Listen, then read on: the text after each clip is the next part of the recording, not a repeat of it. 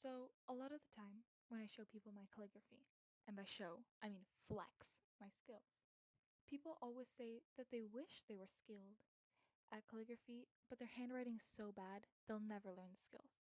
Well, I'm here to tell you that I don't think handwriting and calligraphy are related at all. In fact, my handwriting's pretty messy and illegible, but my calligraphy is different in a whole nother way. It's all a matter of practice and learning a different way of forming letter shapes. And I'm going to show you the steps I used to learn how to calligraphy.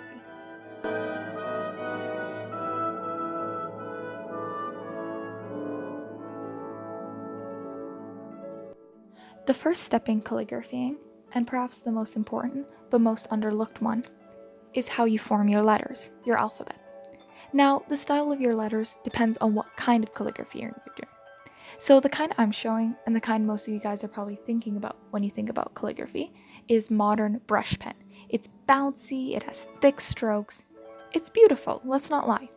But other styles include black letter, which is more of a Gothic style, as well as Spencerian, which is the kind you see on diplomas, and there's a million and one others.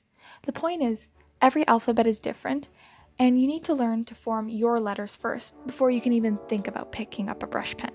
That's why I'm showing how to do it, using just a standard, everyday black pen.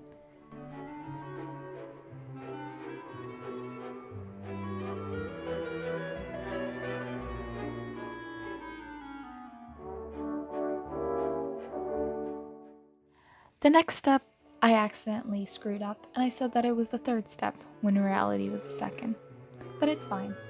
Anyway, the next step is not, again, calligraphy, but it's fake calligraphy, or faux calligraphy if you want to be fancy.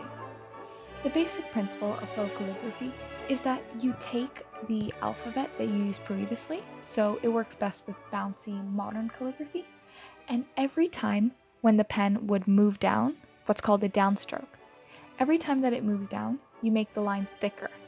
All you do simply is just shade in the line a little bit extra, maybe add in a little bit of point, and fill it in, as what I'm doing here. When you're starting out, it definitely doesn't look as realistic as calligraphy, but it can add a nice touch. Sometimes you could fill in the downstrokes with a different color, or just leave them in all on their own for a minimalistic vibe. I do this a lot, to be honest, even if I do know how to use a proper brush pen. As you can see, faux calligraphy isn't perfect, but it's still a pretty good step up from basic, boring handwriting. Now, onto everyone's favorite part, or at least my favorite part, pens. I'm not gonna lie, I have a lot of them, maybe too much for my own good, but hey, it's fine. It's a nice hobby. I'm gonna show you guys my favorites. By far, I think the best pen to start out with is a Pentel Fude Touch. It's the one that I started out with, and for good reason.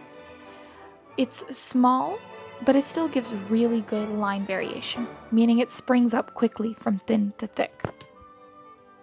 It's also somewhat firm, and it's still pretty easy to control. The next one that I recommend for beginners is one that I've actually talked about before on my channel, which is the Tombow Fudenosuke in hard tip and soft tip. Now, personally, I prefer the soft tip because it gives a little more variation, but I would say the hard tip is slightly better for beginners to start out because it's really difficult to screw up. Now, I would say that both the soft tip is a much softer than the Pentel, and the hard tip is quite a bit firmer. Personally, they're not my favorites because they do fray quite a bit, but I think they're a little more available in stores and online than the Pentel Fude Touch, so I still think it's a pretty good one to start out with. The final brush pen that I would recommend is the Kuretake Fudebiyori. Now, personally, I find this one a little harder to find than the other three, but I still think it's amazing. It's a little thicker than all of the others, but I still love it. It gives a great amount of control, and I would say, if you're looking for your second brush pen ever, this is a great one. You do need a little bit more control, but the rewards are definitely there.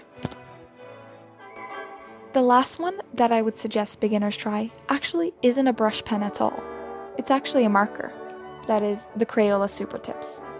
Personally, this is not my favorite way to calligraphy because I find the control that you need and the pressure is just too much for me. Still, I think it's a great affordable option. I have the 50 pack and I think I paid about $7 or $8. So if you're looking for a huge color variation, I definitely recommend trying it. But don't expect the same results as a real brush pen.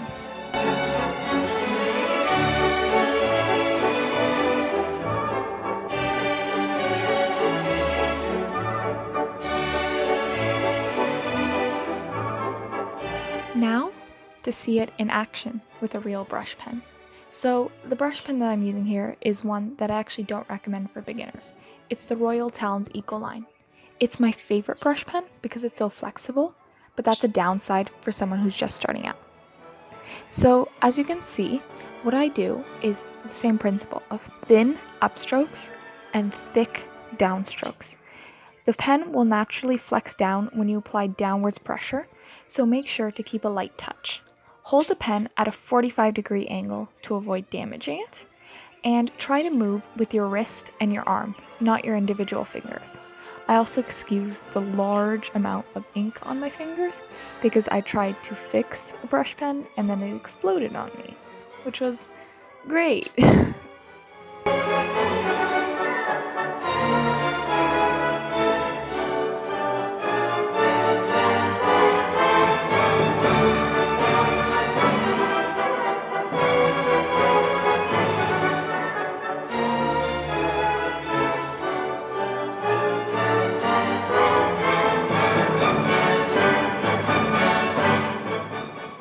That's all I have for this video.